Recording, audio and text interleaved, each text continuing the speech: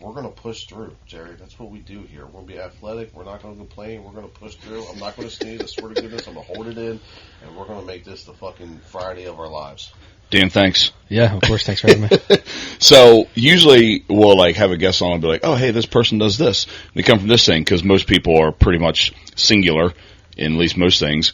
But like I was saying a minute ago, you're like just sit here quietly with 6 million subscribers on YouTube and no, whatever. It's excessive. Yeah, like you know, you're fucking building vehicles down the Ocean City Car Show this weekend. Took time out of your weekend to come see a couple losers like us, which is pretty incredible. Producer for DJ Jazzy Jeff, again, just quietly doing that in the background. So tell me all your accolades.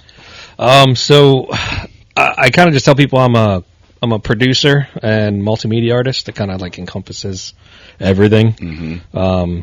But I pretty much just create stuff for people and for myself, and that's led me down all kinds of different paths that have just really been a lot of fun. Because it's really all about the network you build. Yeah. When you do one thing, and then it leads to expanding your network. Yeah. And then you could do another thing. Yeah, word of mouth. What did you start with first? So I started in college. I triple majored in video, photo, and ad design. And yeah, so it sounds more impressive than it was. It was like a 3-class swing, and I could have all 3 majors. Oh, shit. That's an athlete move. Like, I get a couple for free, basically. Yeah, pretty much. Like, hey, you buy this, you get this. So it's like a can sale. So I just wow. Holy shit. On the campus. We're BOGO sales on the streets. God damn it. I didn't even know you were old enough to know what can sale is. What was that? ShopRite? ShopRite, yeah. Fuck. Yeah. That's crazy, dude. But I was 3 classes away from triple majoring, so I was like, you know what, I went for ad design, multimedia design, and then with that, they make you take a photography class, and I liked photography so much, if I took 2 classes in photography, I could get a photography major as well.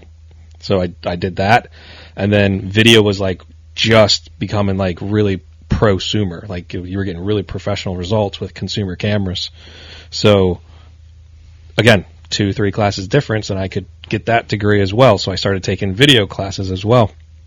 And then I started freelancing almost right away in the music scene, working with a bunch of bands, doing media kits and videos and photos, and I could just do everything. I could do their media kit, I could do the media for their kit, and I could do the advertising for the social media to push it out. Yeah. Where was that at? That was all in Delaware, Maryland. Yeah. And these bands were the local, like, just... Yeah, local scenes, yeah.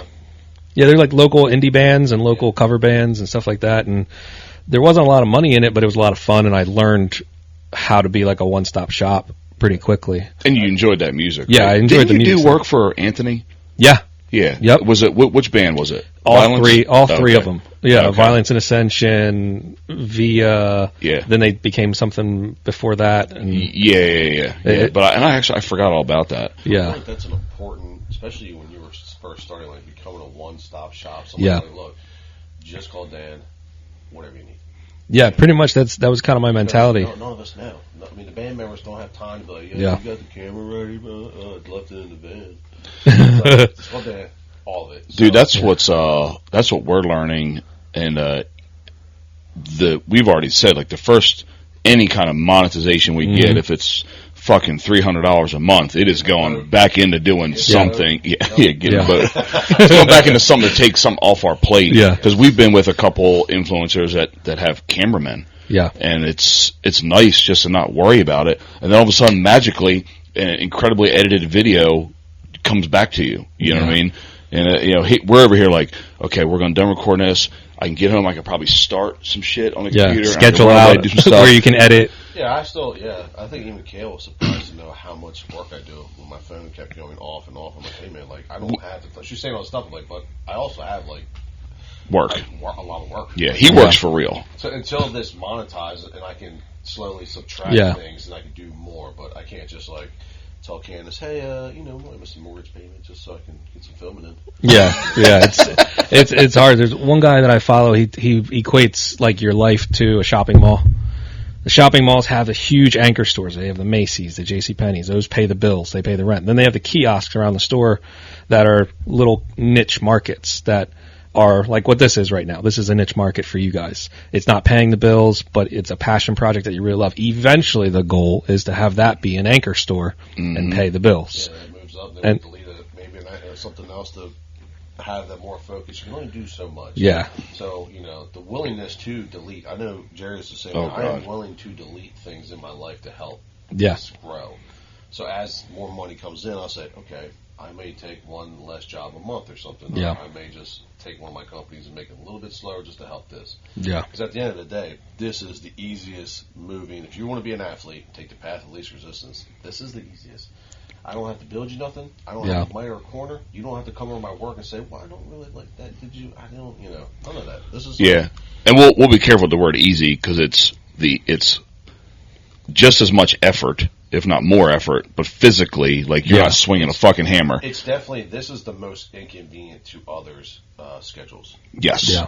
This is probably the hardest on the family. It's like, hey, especially if we, start traveling more, it's definitely like, all right. Yeah. Candace understands we've got to do it, so it's like, yeah, it's also the most slowing moving process. Oh my gosh, so dude! I have to be polite to my family and other people. Like, things have to get deleted. So, what did Kale say the other day? She's like, "You're in the fucking trenches right now. You've got to dig in." And she found out that we'll record this today, and I will release this on Tuesday. Okay. And she's like, "You need to get a week ahead, so you're not so backed up against the wall because this is a Friday. We got shit to do all weekend." Monday comes around. If you're not at least a little bit ahead, it's hard to get everything done by Tuesday. Yeah. If it takes a whole overnight to do upload YouTube, you know what I mean? Yeah. So getting audio up on Libsyn that's quick. That's super easy. Yeah. Going back to you do all the stuff for the bands, right? Yeah. So then what did you notice? How did you notice your next step? Like, I never look for the next step. It just shows up. That's what I'm saying. Like, how do you when you see it present itself? So what was the next step? Like, usually it's something that scares me. Oh yeah. Usually it's something that hops up that's an opportunity that I'm like, ooh, I don't know if I should do that. That's what could go wrong. And that's usually I'm like, okay, I need to at least try it. Hell yeah, dude. So I went from doing media kits with bands full time. I was traveling with a couple bands doing documentaries, just filming them at recording studios. We went to Voodoo Studios in New York where Creed records and all these guys. We went up there for a whole week and just filmed them laying down tracks, and that got me linked up with a couple other bands, a couple other people, and then that turned into working with some producers, doing album covers and things like this. And then the band scene in Delaware dried up really fast. What year? Mid 2000s? Yeah, mid 2000s. I'd say 2008, 2010. It just emo out. Everything just stopped, and then even the cover band scene kind of started drying up. Bubba's down in Dover closed, and that was a huge spot for the indie scene. Mm-hmm. They closed up. Then all the other local shops in Baltimore, they started closing up. And then I was like, okay, the bands, they don't have a lot of money. It's not a thing I can really sustain. So I was like, all right, I need my anchor. I need a job that's going to pay my bills, and I can do my fun stuff later.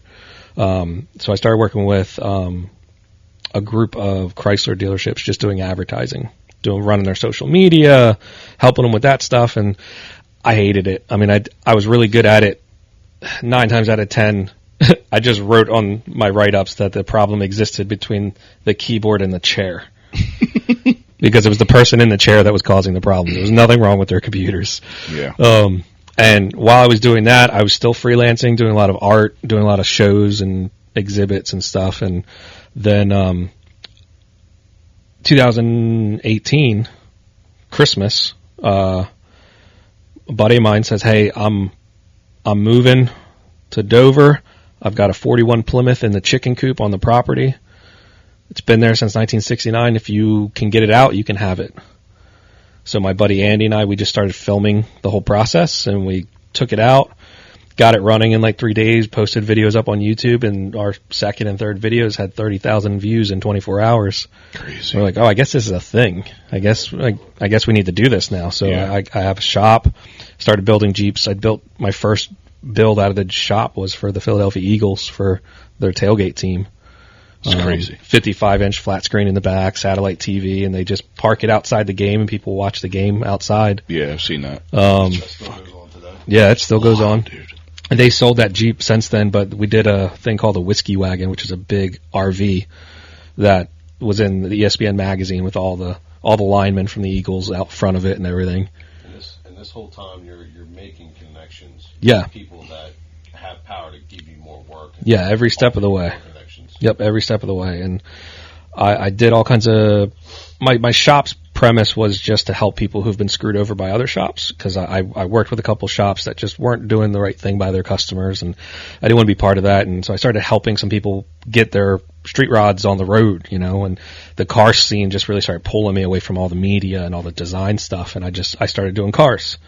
Then I crossed paths with DJ Jazzy Jeff, and he had a 69 Camaro that had just dragged him through the ringer with all these shops. They just were stealing parts from him, telling him he needed this when he didn't, replacing his engine 2-3 times. So when I moved into my new house that Jerry helped me get, it had a shop in it, full shop, lift, everything. So when I moved in, the week I moved in, Jeff calls me. He's like, "Hey, this guy's telling me I need another transmission." I was like, "Well, bring it here. We'll look at it and we'll let you know if you need one." Fast forward like a week later, he goes to the shop with all the list I told him of why he doesn't need one, and they gave him a bunch of money back. And he's like, "Look, I want you to take this car for like a month and just make it right." They admitted they were just fucking him they were over. just messing him over. I don't know. I'm not the smartest guy. I would say if you had a customer like DJ Jazzy Jeff, you might want to be good to him. Yeah. Maybe you want to retain that customer. Maybe he has some good referrals for you. Why the fuck would you do some shit like that? Dude, that's crazy. It was crazy. They tried to tell me he needed another transmission because this one was broken. My dad and I popped the pan on it and found out that one of the sensors inside was just not installed right. And this company prided themselves that they built this transmission from scratch. And it's a parts changer on that thing. They did, yeah. It was just some junk they had in the shop and they threw on there. When did he realize what you actually could do? So I stayed friends with him for probably about 5-6 years. And then all that time I'm doing just car stuff. I'm Dan the car guy to him. Then I start talking to him about media because I see his media and I'm like, look, you could do it a lot better if you did this, if you use this, like get this camera and like the text you send me. Yeah. What the fuck are you doing, Jerry? That's essentially what is Cliff Notes version of probably the last year. Sporadic text. Yeah, I'm just saying, good. Sorry. No, it's good. I mean, that's the thing. Like, I see holes, and I'm like, okay, if you do this, like minimal investment, you could improve by this much, And he had a video guy at the time that every time he showed him my text, he's like, no, that's stupid. We're not doing that. One of the big things I was pushing for him pre-pandemic was to be streaming on Twitch and all these websites because it cost him nothing to just start putting the content out there. But the rewards on those content can be astronomical, and the guy he had was just like, "No, you can't do that. It's a waste. It's a waste of time." Sound like the body shop he was at. Yeah, exactly. So they parted ways right before the pandemic, and then he did a conference, like a meeting of the minds in LA with all these industry leaders to see where his brand was going to go. And he called me after. He's like, "Dan, we need to sit and have a real talk because everything you've been telling me for the past 2 years is everything they told me in that meeting I need to be doing." And so when he got back, we started meeting, and he's like, "Okay, I'm going to China. I have a tour in China. When I get back, I want to talk about all this." He was the last flight out of China before they shut down China because of COVID. Damn.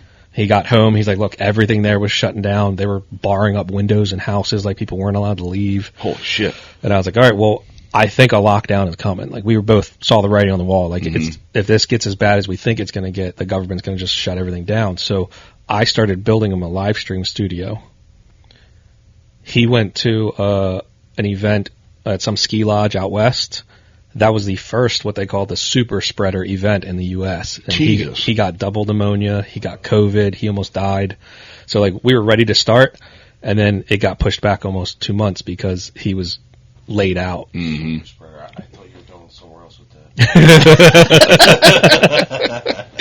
I'm sure that was out there too. Yeah, it's a cool event. What's up, Super Spreader, dude? He did, and funny enough, when EXPCon was virtual that year, he had a fucking a virtual like concert for EXPCon. Yeah, so I helped lay out the EXPCon for the realty company, where they built this whole like concert hall, and they were trying to figure out like how they could have Jeff perform in it. So with my setup at the studio there, I was able to plumb all of our cameras to their Jumbotron in the EXP virtual space and do virtual concerts for them right on their meeting hall. And then I think he ended up coming doing a live one for EXP, an EXP event a year or two years later. After, yeah. So we had him there, and then I saw him last year. It was Bert Kreischer, wasn't it? I think it was, yeah. Yeah. I texted you on the way up there. Yeah. We were talking like, are you going to be there? Yeah, I was not there. Yeah, but you did all his shit, though. Like, did you prepare everything? And he brought it up. Yep. So wild.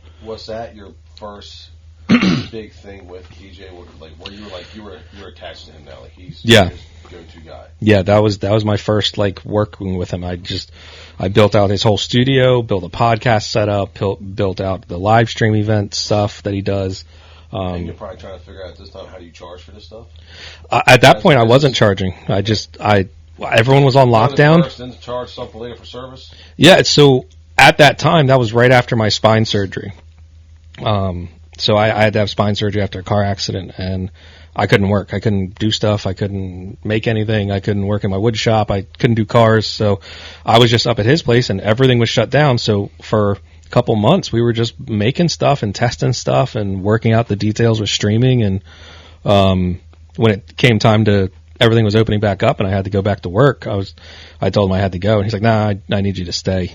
So you essentially created an apprenticeship for yourself. Yeah, essentially, you know what I mean? Yeah. And this is a perfect example of like you're looking forward. You're looking at a 10,000-foot view. Yeah. Right. You're like, I'm gonna do all the right things, and deep down when we do the right things, good things always happen to us. Whether it's with him or with somebody else, you're gonna be rewarded for that. The universe does that. Yeah. Those car ships, they just wanted a fucking quick paycheck. Yep. And if they would have thought big, they could have had a great customer that had great referrals and made long-term relationships.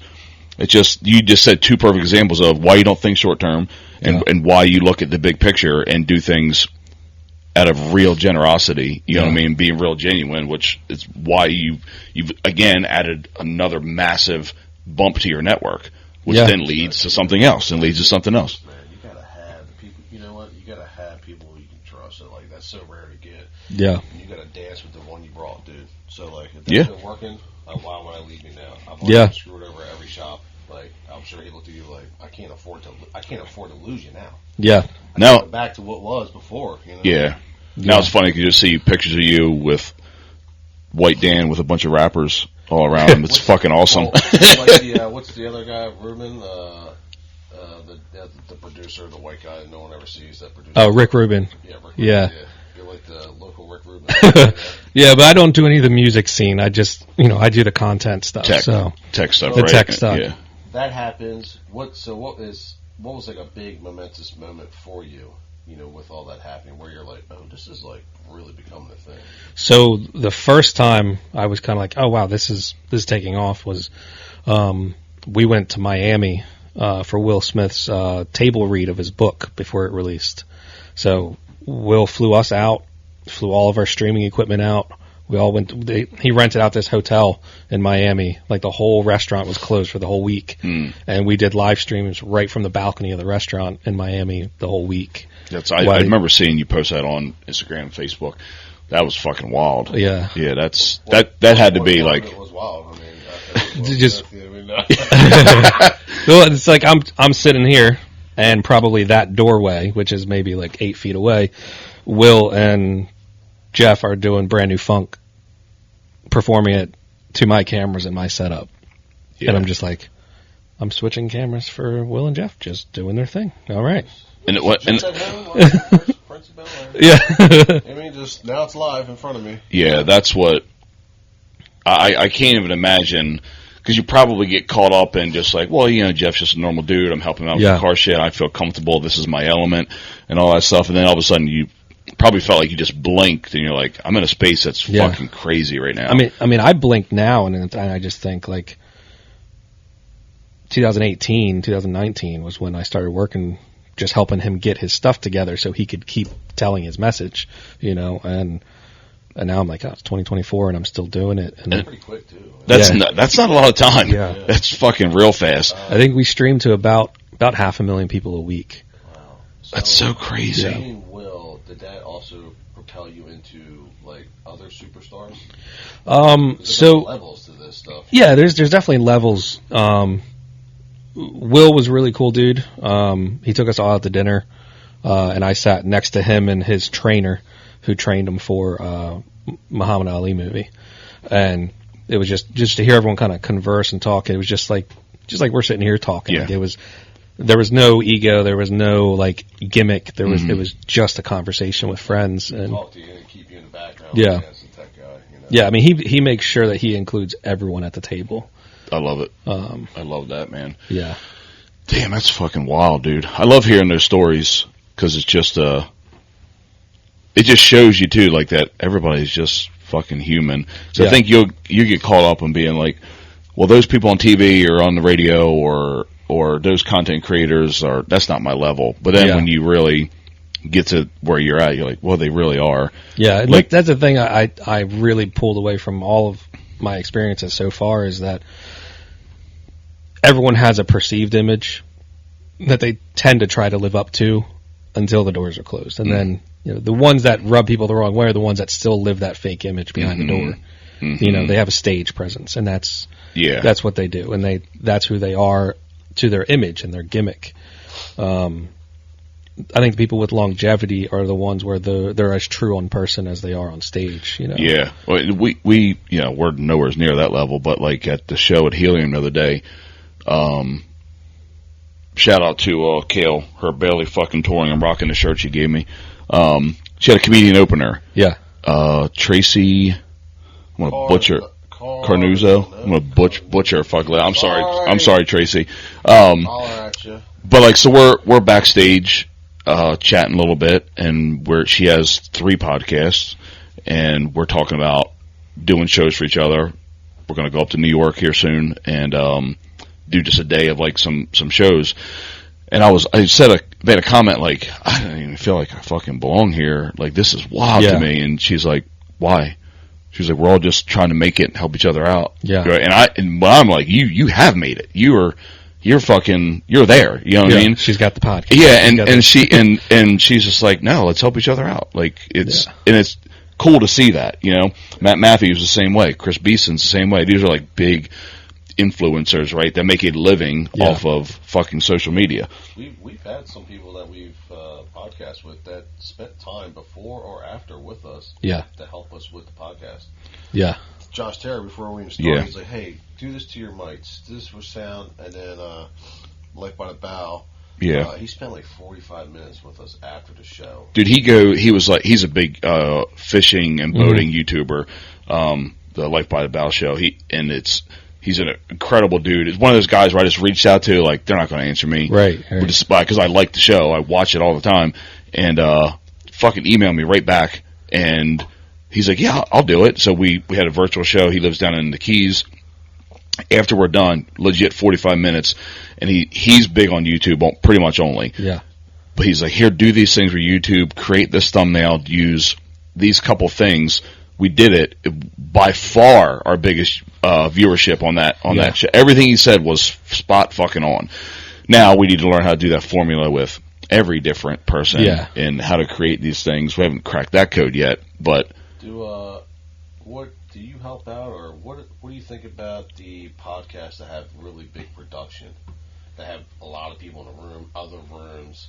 Is that something you've done, or? I've done those. I think you lose a lot when it becomes a production. There's an intimacy with this kind of setup that the speakers and us having a conversation feel a little more comfortable, a little more open to have this, fly on the wall here talking, while we're talking, that you lose when you start having a big production with a bunch of lights and a bunch of crew and all that.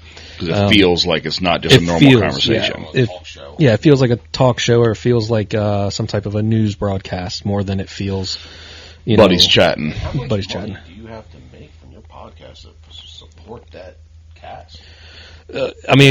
So one of the podcast groups that I was working with out of New York, I was up there. I built a whole studio for Grandmaster Flash. Did a live stream setup, podcast, all that stuff, and some news crew came in to do an interview and all that stuff. And just by happenstance, I was asking, like, what if he wanted to hire you guys to produce a podcast for him once a month? They're like, oh, well, that's a day rate with a full crew of 4, starting right around $15,000. God damn, per day for 4 people. So you get your own crew. Right? Yeah, and that's just 20, make the 5. Come on. Yeah. And that's just it. Everyone I work with, I worked with De La Soul. Work with the Roots. Anyone I work with to teach them how to do this stuff, the goal is for them to do it by themselves. Yeah. And then they can pull in help when they need it. But and I told Jeff from day one, like, when his video guy left him before, he left him high and dry. Took all the hard drives, took his gear. Damn. Jeff had no way to create content. Because that whole time he was telling him, you have to have a degree to do this. You have to do this. Yeah. So Jeff just believed it. Yeah. He's just like, well, my lane's music. I know he can't make music. Yeah. Video's probably the same thing. Yeah, and he's old school too. Yeah. You know what I mean? So like those guys have that very I'm gonna stay in my lane, do my thing. I'm just gonna hire this guy out because he's the expert. I'm not. Yeah. So what petty things happen in that industry between like a producer and the artist? There's a lot of, from what I've seen and just from what I've heard in conversation, a lot of that's not really a thing anymore with how readily available the technology is to create. Yeah. We just did a retreat at Jeff's house, a music retreat, where he had 150 of the most creative musicians he's ever seen at his house. And he does challenges with them. He gives them a piece of music and a theme, and they have to create music together in these teams, and they break off into teams. And most of them were people on Instagram that he found that he liked their music, and they're consistently putting out good music on Instagram, but they're not signed to a label. They're not touring. They're just really good musicians that haven't had a break. So do they pay to be there? Nope. No, he just opens his doors and he flies feeds them and in, shit. Caters the whole week, and they just hang out at his house. It's a social media blackout. You're not allowed to post anything until after the event, and because he's had people just show up at his house. He had a guy saw a post online. He lives in London. He got on a plane, flew to Jeff's house, found out where it was, and just went in the studio and started playing guitar. And just kind of looked around and said, "Oh, that guy's really good. Your guy's really good. Who is this?" And he's like, "He's not my guy. I thought he was your guy." He just fucking just wedding crashed. And they asked him what he was doing there, and he was like, "Oh no, I'm not invited. I don't know anyone. I just saw it online and found your house address online and showed up." Like, okay, well, we appreciate you're in. They didn't like kick him out, get him arrested or anything. They did kick him out. They kicked him out. You're not going to stab us to death. Yeah, that's kind of scary. Yeah, I mean, more than likely, it sounds like that guy was a normal guy just trying to shoot his shot and not going to come back and murder people. Yeah, but that's fucking scary. It is. It can get really weird. That's got to take out I do love that. Like you don't have to wait on somebody. I mean, before it seemed like you had to get a band together. You had to go tour and hope that some tour manager's on the road trying to find new talent or something. Yeah. And get your break. Now you kind of create your own break. Like, fuck it, I'm going to get it online myself. There's no excuse anymore. We said that the first episode we do. Like, we don't have to ask permission to start a show. Yeah. You just fucking do it. And now the people looking for talent don't have to be like, I guess we'll go beat the doors down. And that's go online, like, any industry. Yeah. Like, my YouTube show got picked up by the production team at Motor Week. The producer there found my YouTube show, messaged me, asked me if I wanted to come audition because they needed a new host for one of their segments. So now I'm a host on Motor Week as well, hosting a thing about custom cars on Motor Week, and I'm just like, I don't know how this happened. The imposter syndrome. It's every time I go there, I'm like, they're gonna find out that I don't know what I'm doing. This is the week. They're calling a normal dude from Middletown. Fucking trying to stop me on a car part, and I'm gonna fuck up. No. Yeah. So, do you still do that? Yeah. We just finished filming our 4th season. So, how often is that for you? How often are you doing things? I go to Motor Week. I plan the season the year before. Okay. I plan the season the year before, and then me and the producer go back and forth with ideas. I write up like just an idea of what I want to talk about, and I try to stay really true to it because I write what I know about, when I talk what I know about. Mm-hmm. Some of these other hosts on different shows and stuff, they have to have a prompter and they have to have all these things because they don't really know what they're talking about. They're just rehearsing it. And what they like about me is I just go in and I don't have anything written down. I don't have anything planned. Yeah. They just say, okay, we need you to talk 3 minutes about this. And I just talk about it. That's easy. When you know what you're talking about. And it sounds like he's the ringer for everything. That's what I'm saying. I couldn't sit here and say, I forgot about that aspect of it. You're on fucking TV. But, yeah, I can't sit there and say, like, hey, here's what Dan does. It's just so much shit. And this is all you do now. You're complete freelance. Complete freelance, yeah. That's, and that's where it's staying? Yeah. Until something else shows up. But that's what you're doing right now, freelance. Yeah, freelance 100% between content creation and content production. So that's the best life. Yeah. To, like, live and die by your own sword, to me, is like true wealth. And it's not like you're not working. It's not easy. It's not life on the beach. No, nobody's saying that, but you're doing what you want, what you like. Yeah, the big thing I wanted to do is I've never been the type that says I can't have a boss. You know, I hear people say that all the time. Mm-hmm. I just could never have. I think, well, then you're just not manageable. You're not. You don't know how to work in a team. Yeah, there's always someone. My customer is technically my boss sometimes. Yeah, it is. You gotta be humble. You gotta be humble. Yeah. Just because your name's on the door doesn't mean you still don't have to answer to someone at some point. Right.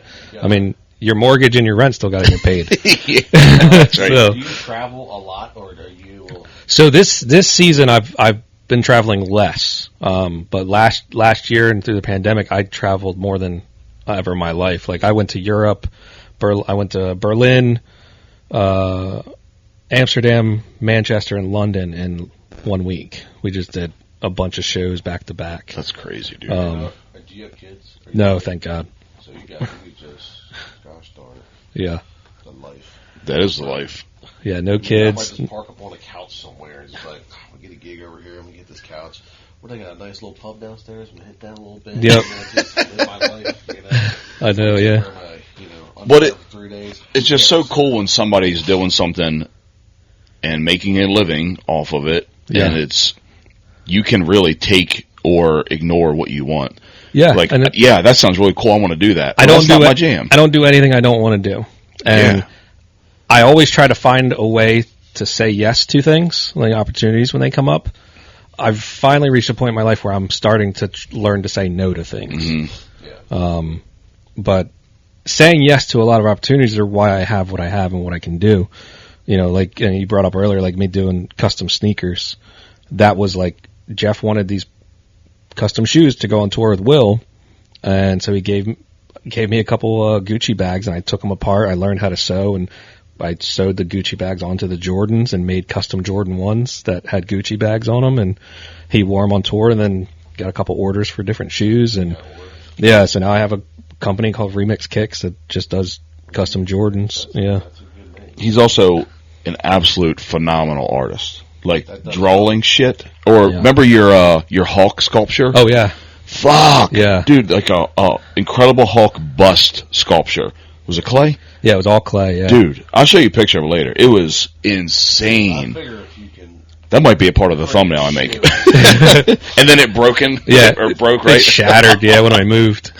No, that thing was cool as hell. Where do you see the future? What could all these things lead into a bigger role? What could you do more? Yeah, I don't know, man. If I could snap my fingers and do one thing, I would work on cars and put it on YouTube. That would be my jam. That's pretty cool. I have some guys I follow, like the guy No Nonsense No How. Yeah. From PA. I love watching his videos. Yeah. The guys that like just kind of get right to it. It's not all gimmicky. That's the one thing about car shows. Yeah. I used to. We're gonna lose the shop. Oh my god. I always loved Wheeler Dealer. Oh yeah, yeah. I loved that. It wasn't gimmicky. Yeah, when it first came out with, I can't remember the guy's name, but it was the short guy and the tall guy. Yeah. Like that was just straight about cars, straight about making them run for a profit, and getting it done on the cheap so you can make the most money. And like that was great to me. Not Orange County Choppers. Yeah, breaking doors. Yeah, how about that fucking girl? I loved Texas Metal because the owner is the guy who actually has the talent and actually in there, making the product. I love the garage shows that don't have the drama. I absolutely hate the ones that sell the trying to be funny in the garage. Like, bitch, I'm trying to watch a fucking car show. Like, it was wild because this ain't Bravo for the fucking dude. What we doing? Yeah. And these shows are geared towards men. Yeah. Right? Exactly. So, like, you would think it would be the opposite of that. Selling Sunset is geared towards women, and it's all about drama and the things, not just, like, the nuts and bolts of an industry. Mm-hmm. That was, like, gosh, that got me into flipping cars. That was my big start, probably. And then, what's his name? Was it Mike, the guy, long hair? He was always on every Saturday morning. Mm-hmm. Just slowly build, like the couple that are just in the shop, and they do like one main thing that they film. My nose. What was the network? Speed Network. Speed Network. Is that still around? Speed Network, I think, got bought, but it was Spike TV. Okay. Spike TV got bought, and then it went into Power Nation. Power Nation took it over, which I was a host on Power Nation a couple times. I designed their cars for them for the season. That's so wild. And the new ones that have been on Netflix, I do enjoy because they don't do a lot of like the Rust to Riches, whatever. Oh yeah. All those, like they don't. A couple things. They don't show a lot of drama, but the ones that actually have to trade up their cars like that. Yeah. Now, am I judgy about the woman on there? Yeah. Do they implant her to be acting like she can do all the engines? DEI hire. Yeah. Show her working on the engine all the time. I was like, I assume she does actually. I'm not saying because she's a woman, she don't know. Yeah. I was like, I always think like. It's just the one thing. She just happens to be gorgeous, happens to have an ass and tits. I'm like, just happens so. No, man, it's TV. It's got to sell. It does have to sell. But maybe she's badass. I don't know. I've never watched the show. But I do remember West Coast Customs was huge. And he was in the shop overseas, and then it's just done. Yeah, so Jesse James, who owns West Coast Customs, he went through a lot of issues over the years. And then he got huge. Did Monster Garage, did all these crazy shows that were just huge, great things. But his shops and his shows were always about the product, making the vehicle. And I met him in Austin 2 years ago, and just the coolest dude. And he just said he got rid of everything, narrowed it down. He's doing he makes his own handguns now. Oh, nice. Some of the most beautiful handguns you'll ever see. He made one for Donald Trump when he got elected. No shit. All hand engraved 1911s. Wow. Where when the slide racks back, you cannot see a seam between the rail and the frame. It's so perfectly machined. Yeah, I remember Shaq always went to him. He was the only guy Shaq would go to. Yeah, because he's the only guy that could make a bike of that frame that didn't creak when you went down the road. That's what I liked about that show is he definitely did some very technical. Let's just chop the shadows hard, make it all personal. Yeah, and he didn't care when it came to his West Coast choppers and stuff like that. He didn't care who you were. Yeah. If you came in with an attitude and thought because you're a big dude that you were gonna. You're a big deal. You're going to get in front of the line. Like Sylvester Stallone, he kicked them out. No shit. Wait. We're talking about two different people. So Jesse James, West Coast Customs is. Oh, that's the Pit My Ride. You're talking about the West Coast. West Coast Choppers. Yeah. I was talking about West Coast. Because West Coast Choppers is who builds Shaq's bikes. Yeah. Well, so the other guy, yes, he does. Yeah. Yeah. So the other guy, I was talking about West Coast Customs. Customs. Yeah. That's my bad. That's the Pit My Ride guys. Yeah. Oh, yeah. God, I forgot all about that show. Yeah. Fuck. That's why I was curious if you ever been around that. So my buddy Musa used to be the designer for them. So when I went out West Coast a couple years ago, I went and toured their facility and got to hang out with some of the guys there. And he was on the show, right? Yeah, Musa was. They would always talk to him. Yeah, he was the Filipino guy that drew dang. Open up some memory banks. Yeah. Holy shit. That's pretty cool. He shut down. So they again, same thing most places have done. They've shrunk to just their core group, just their core location in Burbank, and they're still doing crazy partnerships and stuff. But Ryan Fetterling, who was the owner, he's no longer the COO. He's below that, and there's a woman that runs the entire facility now. It's like a perfect example of multiplication by subtraction. Yeah. Take stuff away to do bigger things, more things what you want to Overhead. do. You know what I mean? Yeah, and I think everybody that's either self-employed or owns a business goes through that. Yeah. I did with real estate. Like, I'm going to hammer down, I'm going to fucking, 17, 18, 19, 20, and the hustle and all the shit I did, then it's like but I'm missing some other things that I really don't want to miss out on. Yeah. Do I really need to sell 50 ounces a year? Probably don't need to. I'd rather do some other things. So you start taking away stuff to multiply other equities of your life to just make things better. Yeah, I mean, it's about investment. Your time is your biggest commodity. Yep. So you want to put that ROI in something that is going to pay it back and make it worth that time that you sacrifice. Yeah. Did you ever get to work with Chip Foose? So I met Chip Foose in 2015. There was a conference in D.C., and there was a snowstorm coming through. So I was like, I'm going the night before. I'm going to stay at the conference hall. Like, I'm not missing meeting Chip Foose because like he's why I got into cars for the most part. Definitely why I started drawing cars. Like when I saw him draw on TV, I was like, oh, these sketches I'm doing and my love of cars are actually related. Like I could tie those two things. Yeah, like I could tie those together. I can draw cars. And before that, a light bulb went off. Like I never put the two together. And so I'm sitting in the conference hall waiting for this event to start, and there's like a damn near blizzard outside in D.C. So everything's shutting down. And here comes Chip Foose walking in, and I'm like, well, okay, I'm just going to play it cool. He's just a person. He poops like everyone else. He's a normal human. Damn right. And he walks up to me, and apparently I was sitting at his table that they were getting ready to set up for the event. I was like, I'll move. He's like, no, it's fine. You can stay there. No, we're not setting up yet. We're waiting to hear if they're going to cancel the show. I sat with him for about 3 hours, and we just drew. He brought all his papers out, all his markers. And shit. He was like, I bet you. He asked me what I was drawing with, like Bic pen and these markers. He's like, I bet you your Bic lines are blurring when you color it. And I'm like, yeah, I fight that all the time. And he's like, here, try these markers and these pens. And I drew with him, and there was no blurring. I was like, what is this sorcery? He's got a free education. Yeah, and he just, for about 3 hours, we sat and talked, and he just showed me how to blend, how to like do certain colors with certain markers, present different things, and it was just incredible. Dude, and that year, he was bringing the Imposter, his Impala, to the Detroit Autorama for the Riddler contest. And he was showing me pictures of it, and I said, well, we're bringing a 55 Cadillac out there with the shop I was working with at the time. And he's like, all right, well, I'll look for you when we get out there. And I'm like, okay, sure. He probably says that to everyone. Fast forward like 3 months, I'm in Detroit Autorama, and I'm working on this Cadillac, cleaning it up for the show. And then I hear someone say, hey, Dan.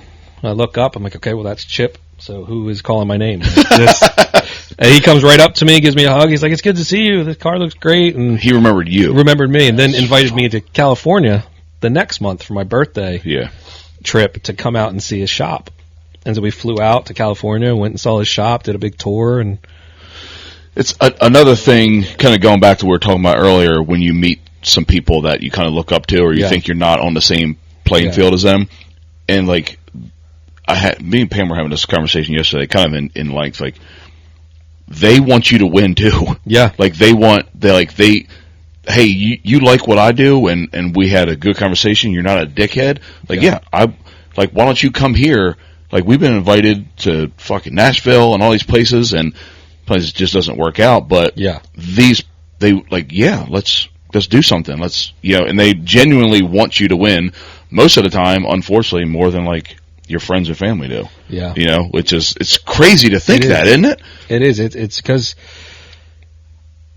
change creates friction. Friction creates heat, and you have to change to improve and get your goals. But that friction makes people think, oh, look at this guy trying to one-up everyone. If you wear nice clothes, people think you're showing off. If you wear dirty clothes or old clothes, they think you're poor. So it's like you just got to satisfy yourself and your goals for you and your family. Yeah. And I've reached a point in my life where I don't argue with anyone. I don't care if people don't like me. If someone tells me the grass is blue and the sky is green, absolutely. Yeah, sure. Sure it is. Yeah. You have a good day. I don't argue. And there's also like the abundance mindset. There's people that are like that, and there's other people that are just like, for lack of a better word, he's a poor mindset. And they'll just, no, everything's like this for a reason, and I can't, and they can, which is just a piss poor mindset. It's a trap. People get into the mindset of either a victim or a victim mentality. Yeah, victor or victor. They're either like, oh, I stumped my toe this morning. That's the way my day's going to go. It's going to be horrible. And it's like, you stumped your toe because you were distracted, because you weren't focusing on your goals. Yeah. Or do better. Hey, maybe it happened for a reason. Maybe the universe is trying to tell you something, right, Tom? The universe is always trying to tell you something, but if your eyes are closed, you ain't gonna see it. That's just it. Like, you have to know that you never know what's right around the corner. So you have to know, like, what you're investing is like if someone's being polite, they're like, I never know what's right around the corner with this. Like, I believe in it. Yeah. Hey, if Chip invites me to California, I'm going to fucking go. You never know. Chip might be also being super nice, showing you what to use. He also might be quietly interviewing you. You're talking about a guy who's probably busy. Hard talent or good talent is probably hard to find. So he's like, this guy's sitting at the table for an obvious reason. He's not a Joe Schmo. Someone invited him here. You know what I mean? So he's like, let me just see who's ours. He's probably fucking bored. Maybe he's like, let me see what's guy's got. Well, and everybody. 3 months later, he's like thinking back. He's, hey, maybe thinking, I might use that guy like 3 months from now. Like, let's keep that. You never know. A lot of my opportunities that I've gotten have been a chance encounter months, a year prior that I get a call and like, hey, I remember we talked and you said this, or I saw you do this. Can you help me with this? It's kind of related, it may not be today, but it could damn well be tomorrow. Yeah, and when you come across as genuine and people are going to remember that. Yeah. You know what I mean? You're not selling some shit, and everybody has deficiencies. Yeah. No matter who you look up to, there's something that they can't do. You know what I mean? So we all have to help each other out with whatever, you know what I mean? When you're looking at, like, work, it's like, you never know who's going to, like, quit somebody that may need you. Yeah. Somebody may quit them and then be like, well, I need you now. You never know when your opportunity might open up and, like, now you have a reason that someone actually, needs you now. And it doesn't mean, like, I just kicked the camera. That fucking sucks. But it doesn't mean like that's why you do the things. That's what I think gets misconstrued. Like, well, you're only doing that because what could happen for you. No, it's not. Yeah. That's the positive byproduct on just being a good human being, right? And being genuinely curious about opportunities and growing your network and looking like this is what everything's about. The byproduct is better opportunity for you. It is a conflict of interest. You want to do things, wholeheartedly. You want to do them without being selfish. But if this goes right, it could lead to something more. Yeah. So maybe you want to do it better, or this is why maybe a little bit you're doing it. But like, if you're just open about that, like, hey man, I'm doing this. I actually if it don't work out, great. If it does, cool. But there is a selfishness that you're doing some things. Like, oh, maybe down the road you never know. Like, that might happen, but that's okay because you know what? Everyone else who is really trying to do something also has that in them. That's why we're all trying to do this shit together. I think that's a good point. I think the idea of it is that and it's something I've lived by since in college. My professor told me is never lose your sense of play, your creativity, your sense of wanting to know more, that curiosity. Because the minute you do, that's when you stop growing and you stop looking for opportunities or accepting opportunities when they show up. And if you treat everyone just like a normal human, I mean, for me, I'm just wired that way. If someone says they need help, if I see someone on the side of the road, I'm going to stop and help them. I'm never going to just blow by them and think I don't have the time today.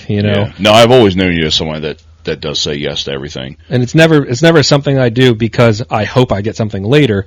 But most of my opportunities I've gotten, I've been fortunate enough because I've lended a hand somewhere. Yeah. I've been in a room with someone and they've seen me do my work. You're not blind to the fact that this could turn into something else, which is great because everyone else you're helping, looking at you like, I hope this made.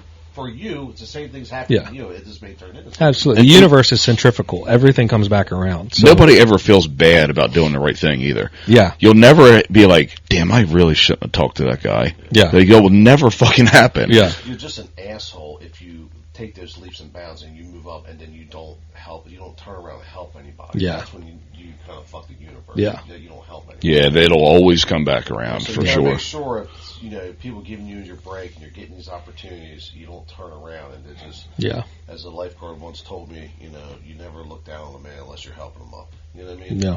That's it. So you can't be cheating the universe trying to get opportunities, you know what I mean? Acting like, genuine and they never help anybody. I just say don't be a dick. I mean, that's really the good mode. I mean, well, I think also the people that you mentor or mentored you give you breaks. They want to see you when you rise up, you also do the same. Yeah. But they know they didn't just waste your time. You didn't turn out to be an asshole. You know Yeah. what I mean? Yeah. No, Those are important to show. Like even like the guys that help you. You know, everyone gets breaks. You know, in any industry, I find you've got to have friends, people you trust, people like you can call in, and they want to make sure that you're not a dick because they want to know that you ain't gonna fuck them later either. Yeah. Yeah. How many subscribers you have on YouTube? I don't have a lot on YouTube. I think we're right around 5,000. Oh, I thought you were over 10,000. No, YouTube's right around 5,000. Across YouTube and my 2 Instagrams, I'm right around like 100,000 followers. Okay. Do you get paid off of YouTube? We make a little bit, not a whole lot. Like beer money, essentially? Yeah, it's on me because I'm not super consistent. My stuff is always the last stuff to get done because I'm always working on other people's stuff. Yeah. So my stuff is usually like where I drop the ball because that's the easiest thing for me to make time is to push mine back. Of course. So yeah, we all do that. Now, so do you make... And do you have any kind of monetization on any social medias for yourself personally? Yeah, so I've got monetization on YouTube, Amazon, because we have an Amazon Prime show as well. And I have merch that I put out, and I get a little bit of money from Not merch. On Instagram, though? I don't monetize Instagram. No? Why not? Just not something I've done yet.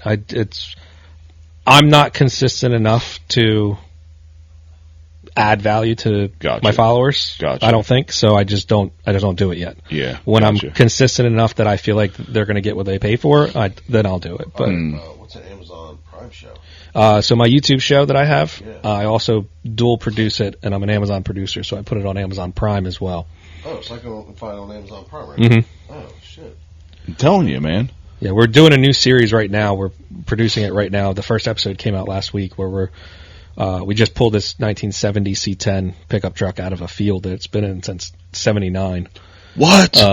And we're building it for SEMA for 25. Did you ever get that property we talked about like a year ago? No. Remember that? Did. Yep. Did it ever go anywhere? It went nowhere. Damn, so it's still there. Yeah, so surprisingly, the way that worked around, the daughter who lives in the property behind it, her dad owns all of it. Mm-hmm. She was actually a student of mine at Wilmington University where I teach. So I messaged her about it, and she was kind of like, yeah, my dad doesn't really talk about that house and stuff up there.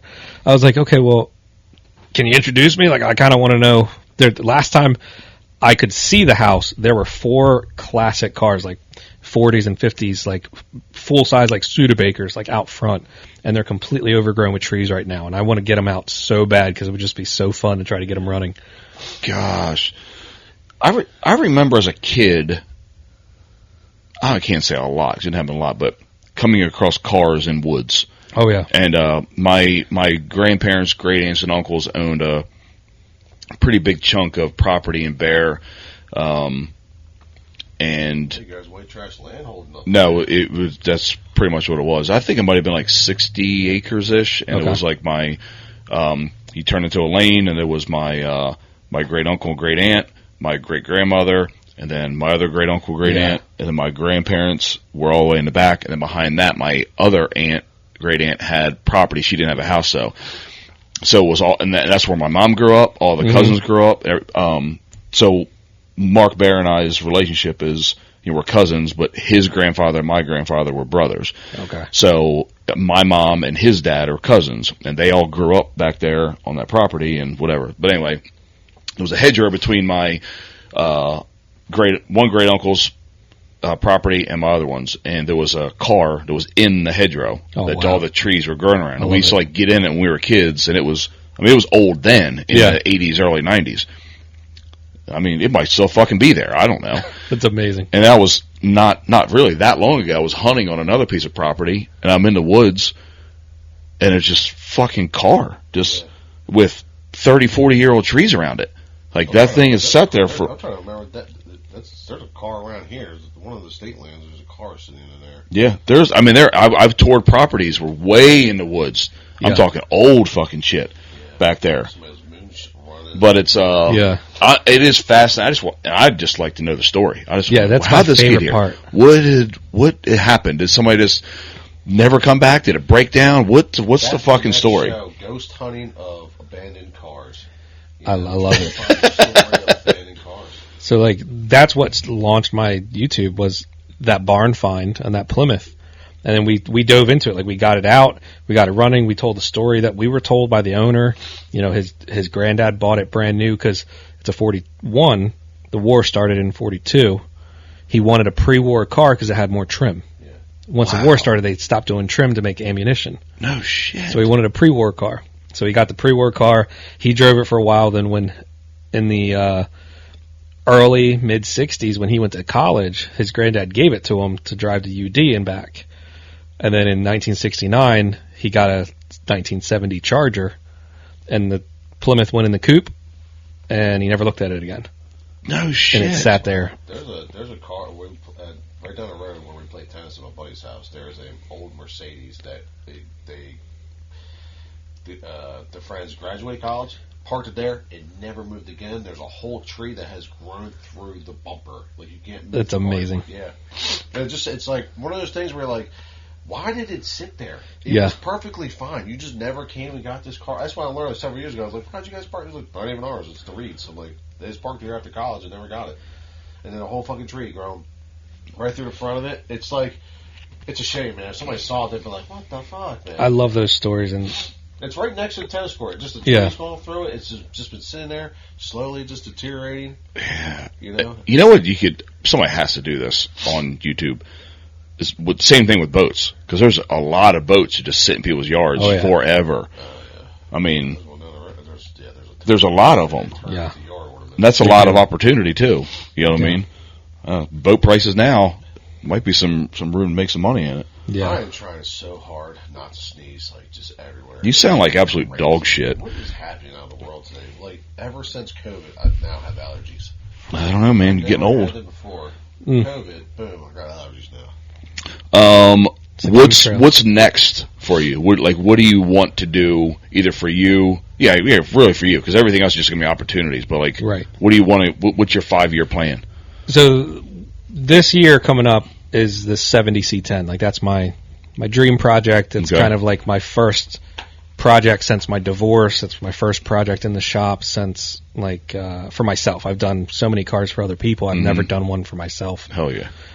So that's going to be my first car I do for myself, first project in a while, and it's also going to be my first SEMA build that I did for me in the shop, because every year I have maybe 2 or 3 cars that go to SEMA that I've designed or did some design work on, but I've never built one to take to SEMA. Yeah, that's awesome. So this is the first one. How much time will you have in the future to help the doodads film cool shit?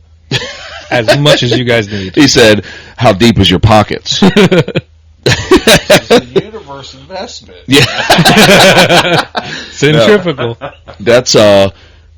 That's what we need next. We really need.